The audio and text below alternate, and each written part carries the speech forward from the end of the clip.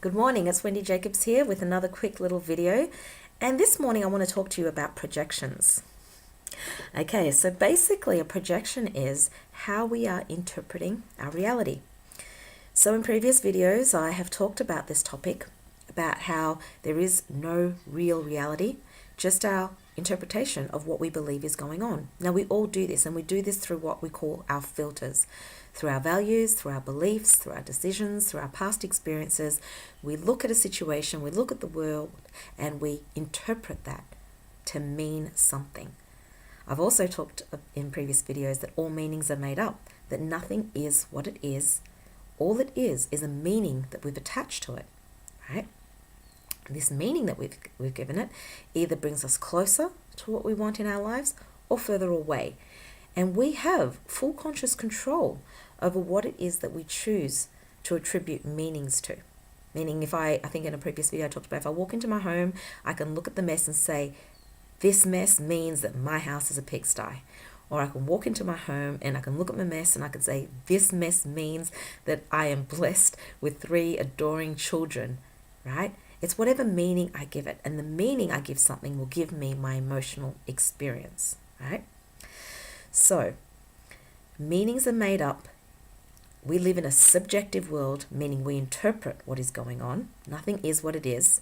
Someone may smile at you and you may think, hey, that's a friendly person, right? They could smile. They could be smiling because they're in pain.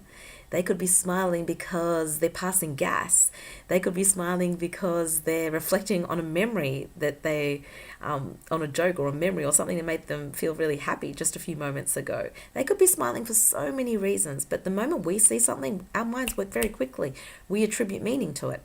I want to give you another example. I like sharing this one in my workshops, and this is the one of the guy walking past with a bunch of flowers. And I was out there having coffee with girlfriends one day, and he walked past, and I thought, oh, that's really sweet. That's really romantic. And the lady on the other table sort of leaned over, and she was like, I wonder what he's been up to.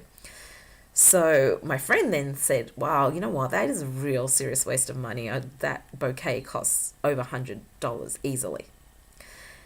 In that moment, I sort of thought, wow, here comes a man. He walks past with a bunch of flowers, and the 3 of us each have a different interpretation. We attribute a different meaning to what we see, a man with flowers.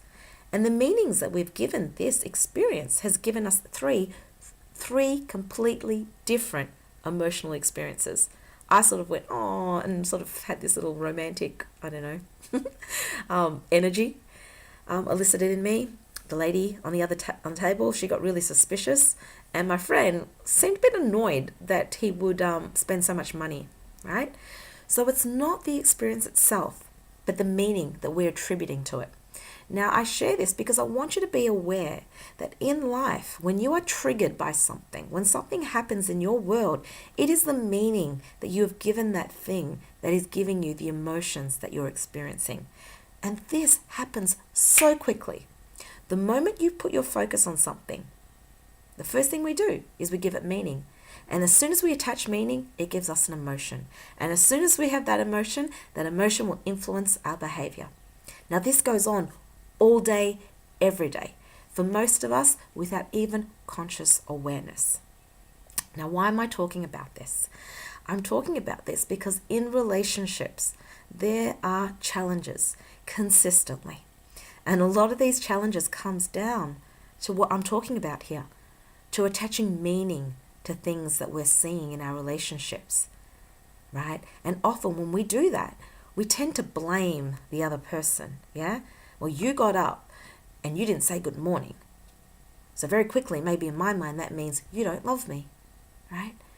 Maybe you got up and you didn't say good morning because you were running late for work and you're more concerned about being on time and catching the bus and doing whatever it needs to do. And then you jump straight into a meeting, and then you'd been in meetings all day and all these other things. But in my mind, I'm sitting here thinking, you don't love me.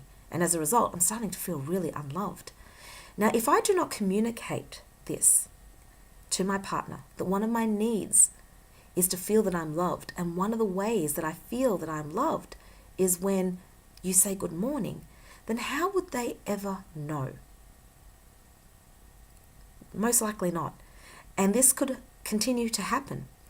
which means that this behavior happens and you continue to be triggered and experience this feeling of not being loved. So what happens? So here is your opportunity to take full accountability for what you're feeling. Yeah, an event has happened. The question you can ask yourself here is, what would I have to believe in order to feel this way?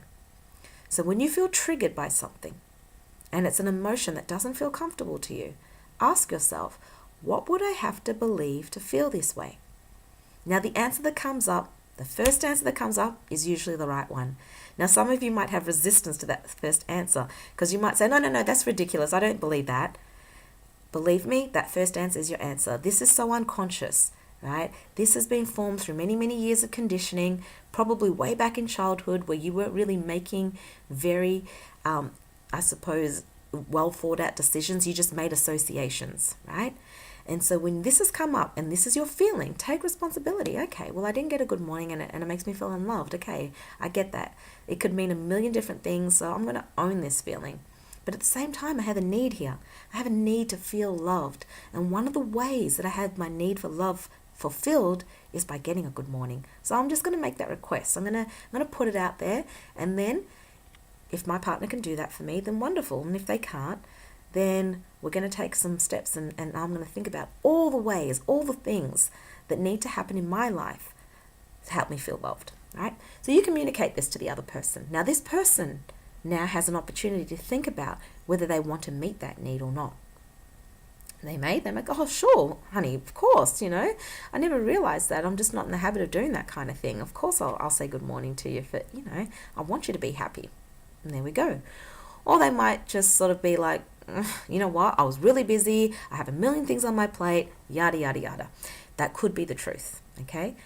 Now, what do you do from this point? If you're in a relationship where you're communicating some of the things that you need in order to feel the feelings that you want, and you are met with resistance, meaning your partner doesn't show an interest in meeting your needs, what do you do then? Okay? Because I know that I've talked about being accountable for your happiness. I know that I've talked about self-love. I've talked about a lot of things. But this morning I'm talking about relationships. And relationships are about the way that we relate to one another. It's not a one-way stream, right? You're not there to meet all of your own needs in your relationship. Yes, your happiness is your responsibility. Yes, effective communication is your responsibility. But you are not an island in a relationship. You are there relating to another person. And when relationships are going well, what's going well is that you're each meeting each other's needs. And as long as you're meeting each other's needs, the relationship will continue to flow really well. But if that is not happening, then there comes resistance. Problems start to arise. And often we're really unaware of what's really going on. We often look at something on the surface and we react. And it doesn't make sense to us and it doesn't make sense to our partner. And we can escalate into all sorts of debates and arguments and withdrawals and all sorts of responses because we don't know what is truly going on under the surface. A lot deeper under the surface. Okay? So, when you come forward and you have a request to your partner about one of the things that you would like for them to do, I want you to think about this here. This is not an opportunity to blame. The number one relationship killer, as you may have watched in one of my previous videos, is blame. It's when we point our finger and says, you are the reason why I feel this way. Now that's not true. You, yourself, are the reason you feel this way. You, yourself, have recognized what you need in order to feel what you want to feel. And you take accountability for getting those needs met. Then you put that request forward to your partner. Now, if that's met with resistance and your partner doesn't want to meet your needs, now you have the opportunity to either go and get those needs met elsewhere, right? Or go deeper into this conversation. This is your choice. This is not blame. This is accountability, right? But effective communication is required here because these kinds of conversations can go south, right? When we're all upset and angry and hurt and worked up, we're usually communicating from that energetic space. And a lot of what we're saying will not be accepted by the other person. Because when the other feels attacked, as you can imagine, the first thing that goes up is walls, defense. Yeah, I'm being attacked. I need to defend myself. And I'm going to push back and I'm going to resist. So what you need to do is you need to get into the space that you want to feel. You want to feel loved. So first you need to train yourself to get into the emotion of love before you make the request for the need that you've recognized that you now need in this relationship. Okay, I realize that I've been talking for a little while now, so I'm going to end this video right here. You can probably tell I could go on for much longer. I hope you got something from this video. I hope it's been helpful to you. As always, live consciously and filled with love. Mwah. Goodbye.